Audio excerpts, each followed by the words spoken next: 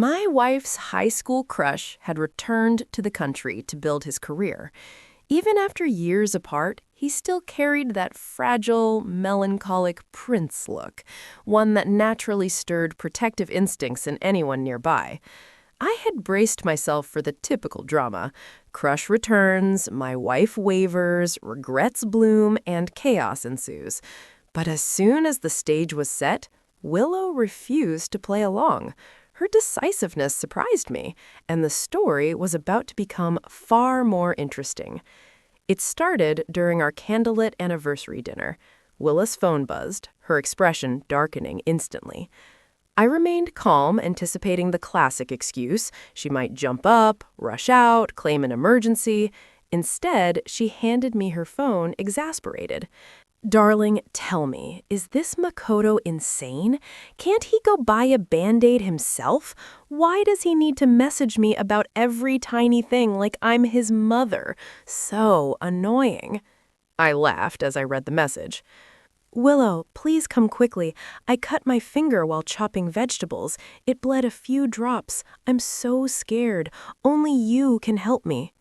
Saved as pathetic sissy, the message was as ridiculous as it was funny. Willow typed back fiercely, "If the injury is that serious, call 911 immediately. Bleeding might stop if you wait. I'm having dinner with George. Deal with it." Makoto fell silent. Willow and I finally enjoyed our romantic evening. Willow never hid Makoto from me. He had entered her life in high school, charming every girl with his husky voice, guitar skills, and delicate features. For months they grew close, but then his family moved overseas. I didn't swoop in during his absence. Willow and I grew together through years of friendship, mutual understanding, and devotion. That bond alone brought us to the altar. Even after Makoto's return, Willow's loyalty and clarity left him powerless. "Don't worry," I said. "You've rejected him clearly. It's no longer your responsibility. I won't use it as a reason to be upset." Willow clung to my hand, her eyes shining. "Darling, I'm so glad you trust me. I'll make it up to you properly." And for a moment, the world felt warm and perfect. Makoto's messages didn't stop. Each evening, Willow's phone rang. Speaker mode on, she answered with unwavering authority. "Willow, please, I'm begging you. My depression is acting up." Her temper flared. "I'm not a psychiatrist. Go to the hospital if you're unwell. Right now, I'm having dinner with George. Stop bothering me." Makoto's voice turned pitiful, manipulative. "You can't abandon me. I'm the only one you know in this city." Willow's response was cold, measured. "Every day, countless people die in war-torn lands. Am I supposed to save all of them? I'm not a superhero. If you truly can't survive, then die." Makoto was stunned. His cries filled the room. Willow hung up, turning to me with teary eyes. "Darling, what rotten luck. If I'd known, I wouldn't have even seen him." I comforted her, smiling. "Don't worry. As long as we communicate honestly, he can't touch us." Willow grinned, clinging to me. "Darling, hug me." Days passed. Makoto's restlessness grew. Willow and I walked through the park, but her phone rang again. Makoto, anxious, pleading. "My grandmother is dying. She wants to see you." Willow hesitated, sensing manipulation, but finally agreed. "Fine, give me the address." Makoto's eyes gleamed at first, then darkened when he noticed me. "George, step aside. Willow belongs to me." I ignored him, a faint smile tugging at my lips. "George, funny, your tricks, provocations, photos, manipulation, they all failed." Makoto went mad. He slapped himself to prove some twisted point, but Willow stormed out, slapped him, and dragged me away. Later, she explained, "His grandmother tried to force me to divorce you, marry Makoto, and have a child for her dying wish. Can you believe that?" I reassured her. "You didn't agree. That's all that matters." Makoto's schemes were finally blocked. Willow even blocked his number. Peace returned, but only temporarily. Soon, a new twist emerged. Willow's friend Maria tricked her into a hotel rendezvous with Makoto, claiming it was a girls' night. I followed discreetly, observing the scene. Inside the room, Makoto and Maria tried to corner Willow. "You drugged me," Willow's voice rang, desperate. I stormed in. With one slap to Maria's face, her body spun, blood trickling. Makoto tried to escape, but I blocked him. His claw-like attack carried a terrifying aura, wolfish, predatory, swift. But it was useless. Before he could reach me, I unleashed a sidekick, sending him crashing into the wall. Half dead, barely breathing, he was a pitiful wreck. 5 policemen arrived. Maria and Makoto were cuffed. The glass of water on the table stood as ironclad evidence of their crimes. Willow awoke, radiant. Tears still streaked on her cheeks. "Hubby, thank you for saving me.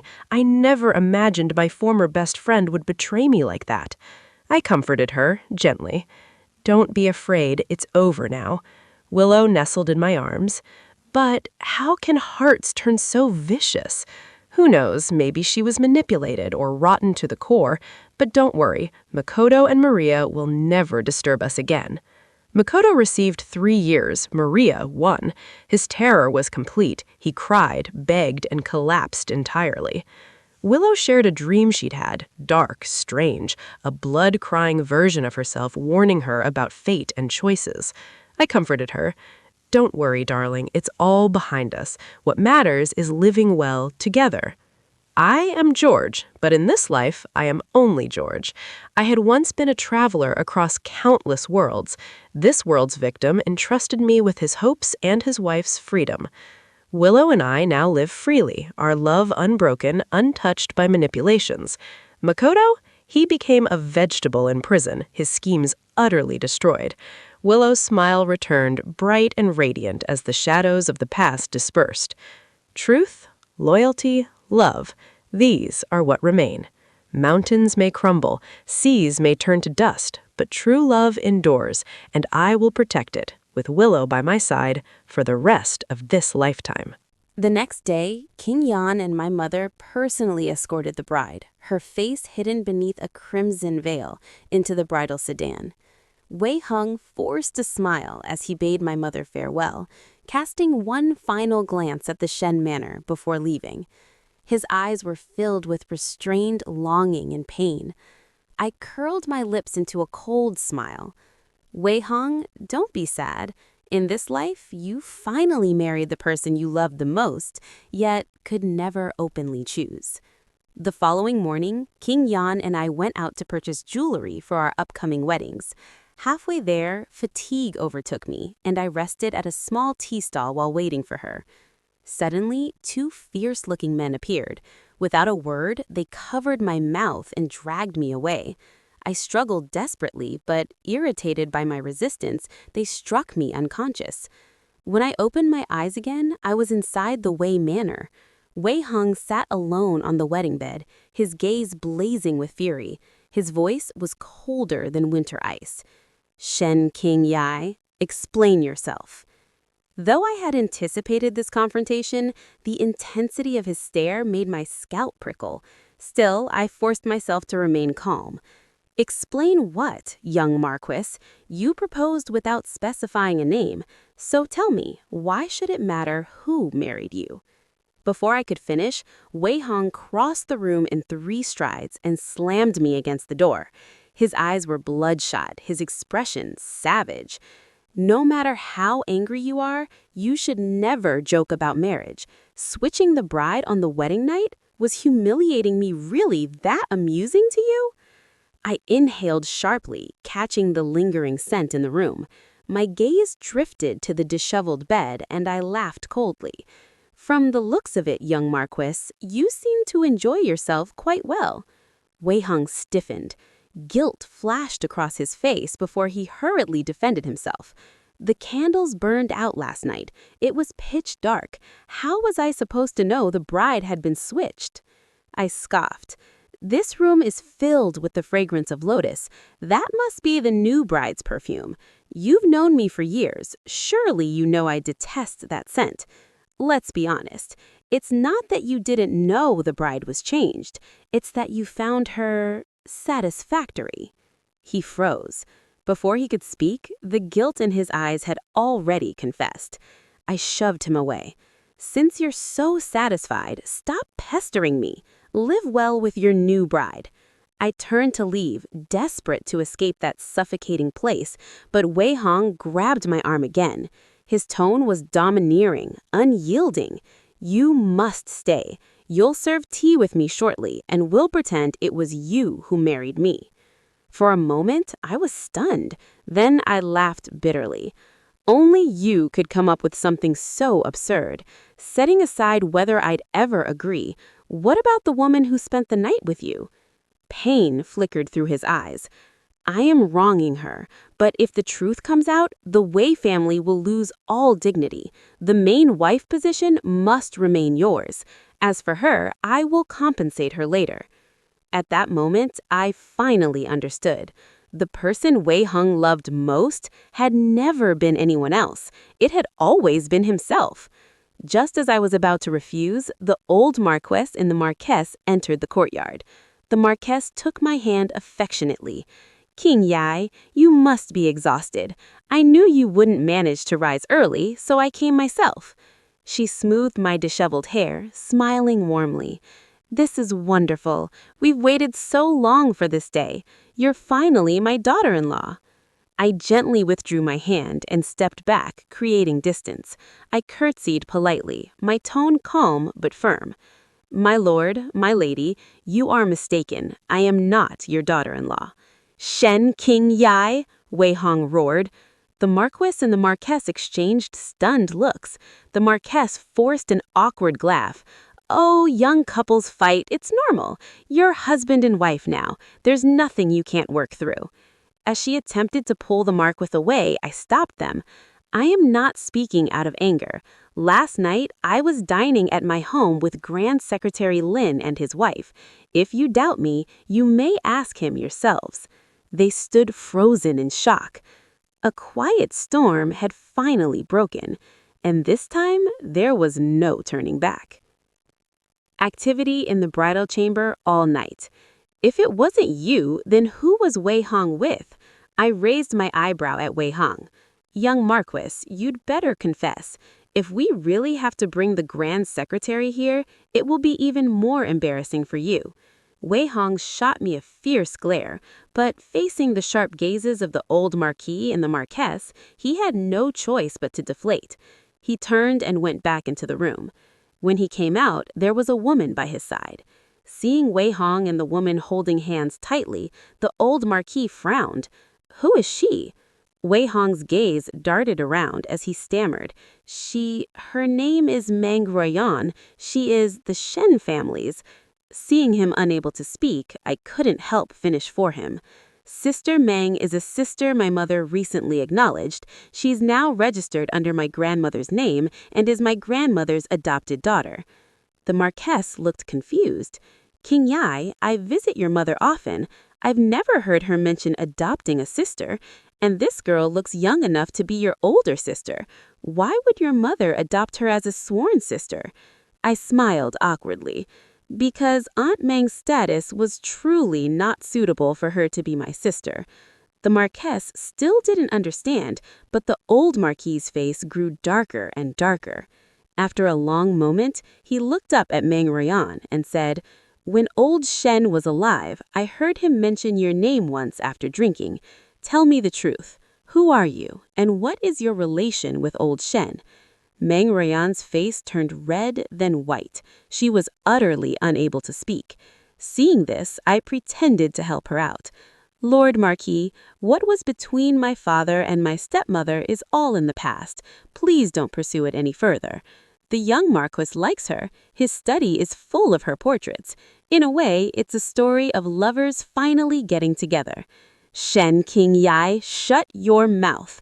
Wei Hung knew I was fanning the flames, and his face instantly turned crimson with rage. But before he could continue, the old Marquis let out a sharp reprimand. "Wei Hong, you should shut up. Men, search the young Marquess's study and bedroom. Bring me all the portraits. I want to see for myself if what King Yai is saying is true." The Marquess collapsed to the ground with a thud. "Stepmother, King Yai, is this Miss Meng your father's replacement wife who never showed her face?" I quickly waved my hands. My lady, don't worry too much. My mother and the Shen clan elders have already arranged for Aunt Meng's dismissal. She is no longer my stepmother, just my mother's sworn sister. She's free to marry. This was what I had asked my mother to help with. Upon hearing this, the Marquess cried even harder. At the same time, the servants brought in several chests of portraits. Looking at the faceless paintings, Wei Hong found an excuse to argue.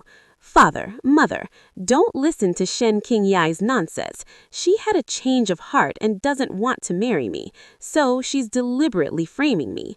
In truth, all these portraits are of her. The old Marquis and the Marquess looked at the faceless paintings, unsure who was telling the truth. At this stalemate, a servant brought in another painting. My lord, I accidentally bumped into a hidden compartment in the young Marquis's study and found another painting inside, so I brought it over. The old Marquis unrolled the scroll, took one look, and immediately rolled it back. Then his old face flushed red and looked at Wei Hong in fury. And how do you explain this painting? Wei Hong's face turned deathly white. I wasn't surprised because I already knew what was in the painting. When I went to the study that day to sound Wei Hong out, I had noticed the hidden compartment. After leaving, I bribed the servant who had just delivered the painting. He took a gold ingot from me, found an opportunity to sneak into the study, and later told me the contents of the painting. That's right, it was an erotic painting of Wei Hong and Meng Royan. Only then did I know that they had had a secret affair for a long time, but due to the ethical taboo, they couldn't be together openly.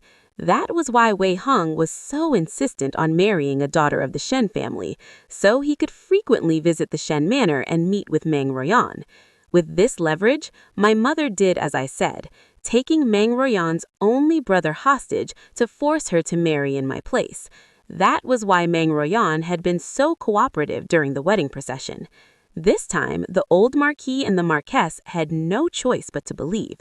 The Marquess beat her chest. What a sin! My perfectly good son! How did he let his mind be bewitched by such a vixen?